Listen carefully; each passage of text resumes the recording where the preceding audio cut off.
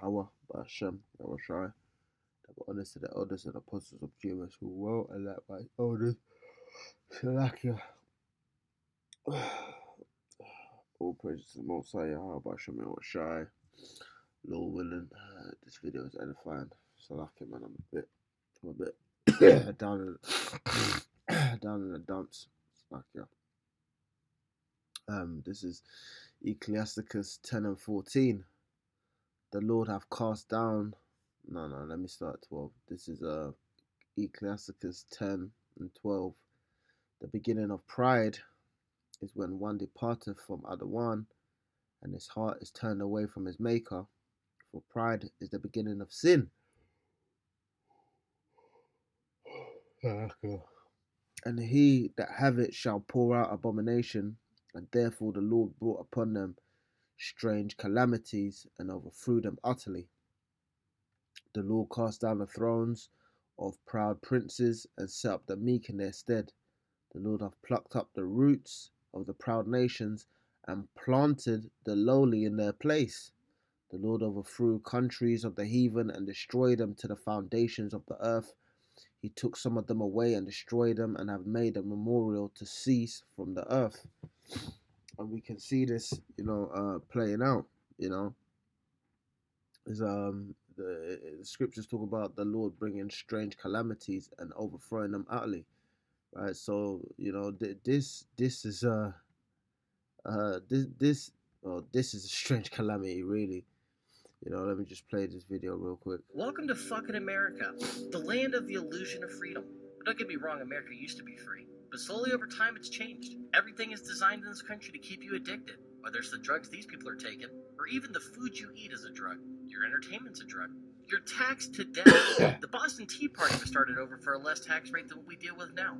You need a permit for absolutely anything you can think of. Whether you want to fish, hunt, build a shed in your backyard, collect water in your backyard. You need permission for absolutely everything you do. Not exactly the principles America was founded on. And it's becoming a global issue, not just here. That bitch looks like the humpback of Notre Dame. Welcome to fucking...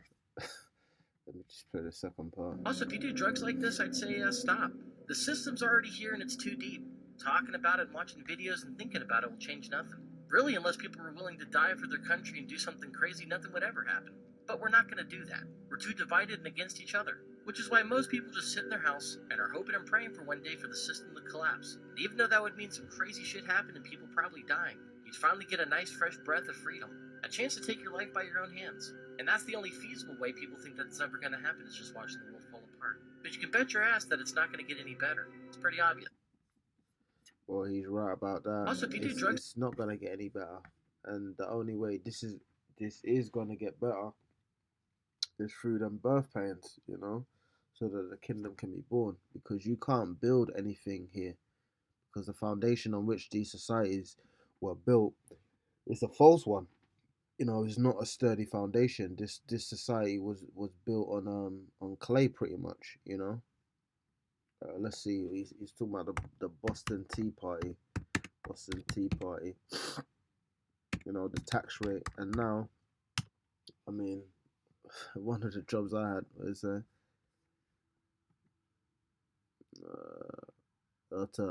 Boston Tea Party to protest British Parliament's tax on tea.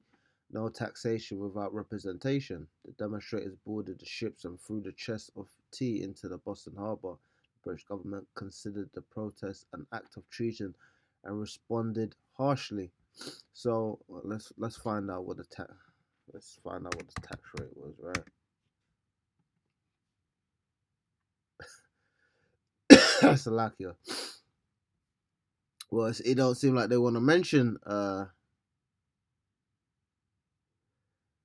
they're saying this as much as 90%. It was not as much as 90%, because right now you have tax at 20. So the 3D tax at wholesale added about 20 to 25% tax when adjusted for inflation, which I've said 3 cents per pound of tea. I don't necessarily believe these, man. I think Esau's a little liar, and what Esau does is he plays with these Google searches, man. Because right now, you're getting taxed at 20, 30, 40. Some people as much as 50, 60%. You know, yeah. And they weren't even being taxed that much back in the day. I don't even believe they were being taxed 10%, and people basically rebelled. And now, the government is pretty much violating the people, and no one's doing anything. And ultimately you can see the weakness of Esau, right? Because everywhere around the world you have all these problems. I mean, this Ecuador, let me just play this real quick. Ecuador's youngest mayor, Brigitte Garcia, has died. Garcia was elected mayor of San Vicente in 2023. One of her most recent projects was improving the water supply to the town. Ecuadorian police say 2 people were found shot to death inside a rented car on March 24th. Law enforcement identified them as Mayor Garcia and Jairo Loor, the mayor's communication director. In later social media posts, the police said investigators believe the gunshots came from inside the vehicle. Ecuador has been rocked by political assassinations before. In 2023, presidential candidate Fernando Villavicencio was killed by gunfire. No one has been arrested in the shooting of Mayor Garcia. Law enforcement says this is a developing case as they are working to determine a motive for the shootings. Brigitte Garcia was 27 years old. Now the scriptures talk about women and children ruling over you. So even the idea of being a mayor and ruling over the people is off. And we see this time and time again being repeated throughout the annals of history, right? Where you put women in charge, and it ultimately leads to the calamity of that society. Let me get a few excerpts here because I was looking into this earlier. It says, rulers ruled by women, an economic analysis of the rise and fall of women's rights in ancient Sparta. It says, until modern times, most women possessed relatively few formal rights. The women of ancient Sparta were a striking exception. Although they could not vote, Spartan women reportedly owned 40% of Sparta's agricultural land and enjoyed other rights that were equally extraordinary. Salaka, we offer a simple economic explanation for the Spartan anomaly.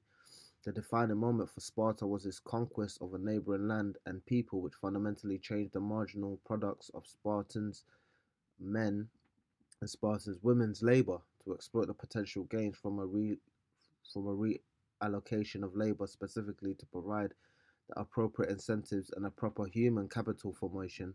Men granted women property and other rights, basically just streamlined everything and made it easier. Consistent with our explanation for the rise of women's rights, when Sparta lost the conquered land several centuries later, the rights for women disappeared. 2 conclusions emerged that may help explain why women's rights have been so rare for most of history. First, in contrast to the historical norm, the optimal from men's perspective, division of labor among Spartans involved Slovakia, women in work that was not easily monitored by men. Second, the rights held by Spartan women may have been part of an unstable equilibrium which contained the seeds of its own destruction. Slovakia. So when you look into the history of the Spartan society, these were warlike people who used to go out to war. So what they did was they left the women in charge of their affairs, and the women were allowed to pass on inheritance, which when you look into the scriptures is going off. And these women control so much of the economy from having, the rights to these properties and to the lands and to the agricultural lands and the other rights, right? That they control the economy of Sparta, and then when the men were going to war and they were dying out, these women actually ended up crashing the economy. Scriptures talking about not giving women much liberty and give her not liberty to get abroad. You're not supposed to give women too much room or too much rope because they're gonna hang themselves with it. And what they were doing as well, because of how the women in that society were raised, they were known to be very beautiful women because they were very strong, and they would sleep with slaves and other such. When the men were away, because these women were given the liberty and the rights and the freedoms to be able to do this. And ultimately led to the downfall of their society. And you can see, it's so obvious at this point that the Lord is destroying this place right now. I don't know how long it's gonna be, but we all know what one of the signs of a society being destroyed is the elevation of the woman. When you start making women equal to men and giving women certain rights, that's always a no-no. That'll always lead to either the stagnation and the eventual decay and decline of your society, because women are not meant to rule, man. It's just simple fact. It says here Denmark announces compulsory military service for women too. I'm gonna play a bit of this. That Russia's wartime reach extends well beyond the front lines in eastern Ukraine. For the first time ever, Denmark plans to draft both men and women into military service. It's only the third European country to do so, following Norway and Sweden. Beginning in 2026, the government wants to call up 5,000 co-ed conscripts a year. And the government says the decision is in reaction to the war in Ukraine and the Russian threat in Western Europe's backyard. Here's the Danish Prime Minister, Mette Frederiksen, speaking earlier today. Protecting your country is one of the most honorable things you can do. That's why the government is proposing that we expand conscription, making the responsibility greater and the tasks more numerous. And we're proposing full gender equality. We have no doubt that increased gender equality will create a more modern and diverse defense that reflects the times we live in. Well, I'm joined now. Well, the scriptures talk about, is there no more wisdom left in Teman? Now you're following the ways of all these societies which which were destroyed. You're pretty much following a path which will lead to your own destruction by exalting these women and putting them on the same pedestal as the men. Is pretty stupid. I mean, the Lord has pretty much set things up how they're supposed to be. I'm gonna read a little bit of this. Sparta's scandalous women educated and economically empowered. The status of women in most of the Greek world, in particular Athens, was similar to the status of women under the Taliban today. Wives were acquired strictly Salakia for the purpose of production of legitimate heirs, and sexual pleasure was sought from boys, slaves, and prostitutes who were also unfree. In explicitly lopsided relationships in which the free adult male dominated and demeaned the object of his sexual attentions. The wives and daughters of citizens were excluded from all public and intellectual activities. Salakia were kept inside behind locked doors and were not allowed to exercise or eat, as well as their brothers or husbands. Women would not inherit or own land, and it was not considered wise to educate them. This was in the beginning of Sparta, you know. It is against the backdrop of this essentially misogynist world where women were deemed a curse of mankind and a plague. Not even that. I think this was in most of Greek Salakia. It's against the backdrop of this essentially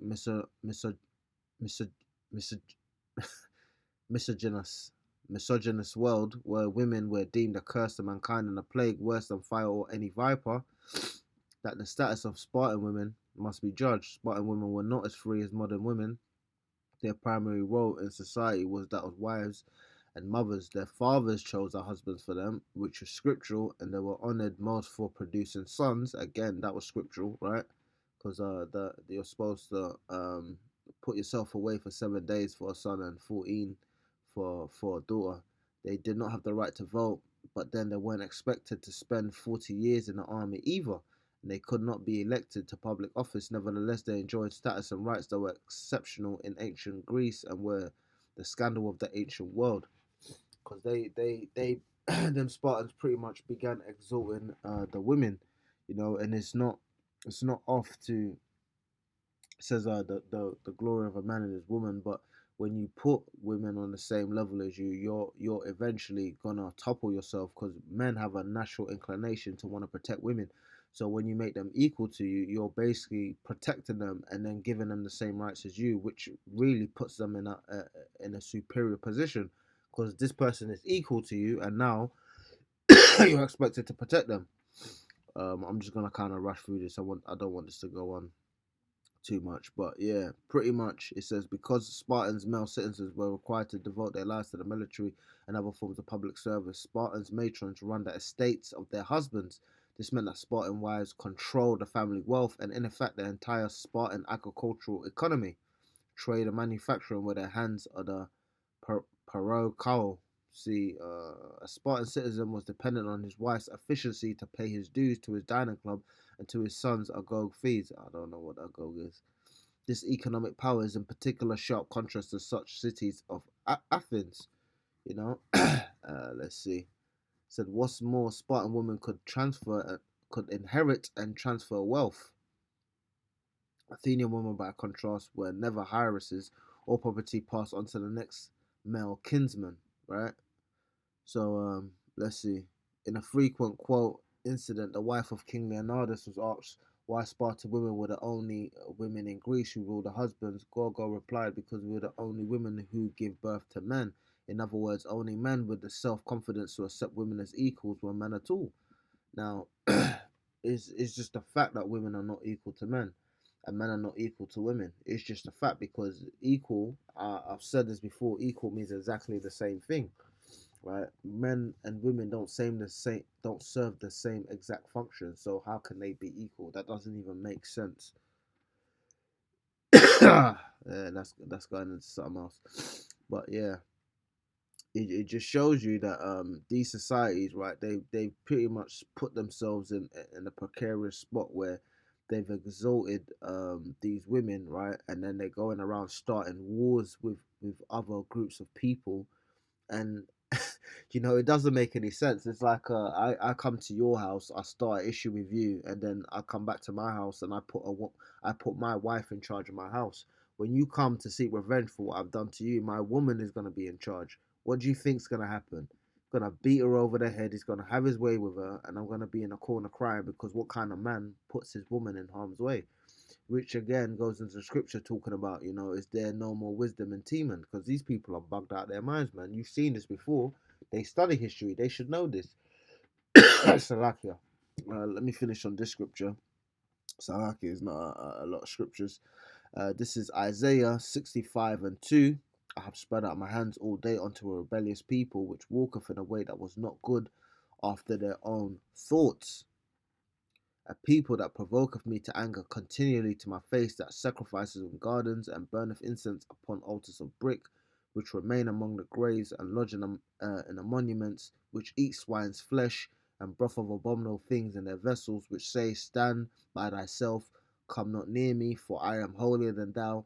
These are a smoke in my nose, a fire that burneth all the day. Right, so, and this is really talking about Jake, right? Because even now you see Jake on the highways and byways. You know, I'll be watching videos with elders, you know, big brothers, and they're out there preaching to Jake the whole day, and no one really inquires of this of the prophets, right? They're not interested. But you know, in the day of calamity, everybody's gonna want to seek the Lord, you know. And it's the same thing with Esau, right? Because the Lord has pretty much given Esau the book to be able to rule right in wisdom, but he's chosen not to do that. He's chosen to be rebellious, right? And the scriptures are twofold. They're manifold. Is one against the other. So even though this is really talking about Jake, it goes into the fact that Esau is a rebellious people, and that's how is the Lord gonna deal with rebellious people? He's gonna give you into your own heart's desire. He's gonna make you do these off stuff where you're putting women in charge, and you know these women are not fit for rulership. They're not built like that, right? Because when things go bad, a woman is looking for a man to protect her. And the men in this society have become weak, right? Because I was watching one video earlier where the woman was saying men basically follow the trends of women. If women act a certain way, the men, you know, behave that way. And naturally, we're not supposed to be like that. We're not supposed to follow women, that's what led us into this situation in the first place. You know, we are rebellious people because the Lord has pretty much set up to how we're supposed to rule. And the Lord talks about, you know, women and children ruling over you, and it pretty much, you know, it is again, the scriptures is manifold, right? Because it's really about our women, right, and the children ruling over us, but it's also talking about these other nations, which, when you look into their psychology, are like women, right, and they are children, as far as their spiritual development is concerned.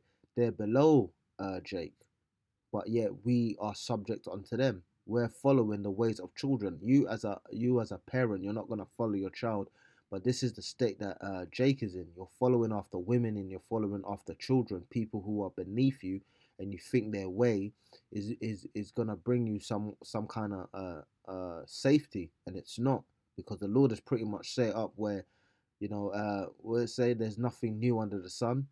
So we've seen the history of exalting the basest people on earth and exalting women and exalting men who are not supposed to rule, exalting the weakest members of your nation to rule, which is what Esau and Amalek are, right? They're the weakest of all the people, which is why they need to exploit these different people in order to have any kind of foothold in the world.